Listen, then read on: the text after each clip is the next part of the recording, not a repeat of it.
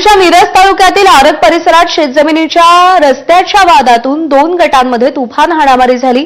लोखंडी रॉड आणि लाठ्याकाठ्यांनी झालेल्या हाणामारीमध्ये दोघं गंभीर जखमी झाले, तसंच 4 चाकी वाहनाची तोडफोड करण्यात आली।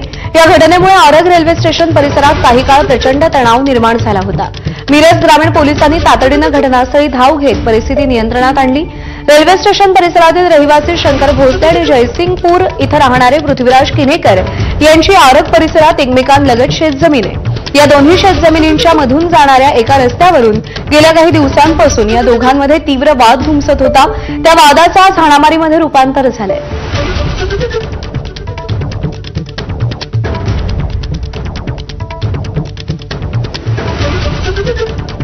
बुलढाणा जिल्ह्यातील साके गावात धक्कादायक प्रकार घडलाय। ग्रामपंचायत कर्मचाऱ्यानं गावातल्या इतर लोकांना गोळा करून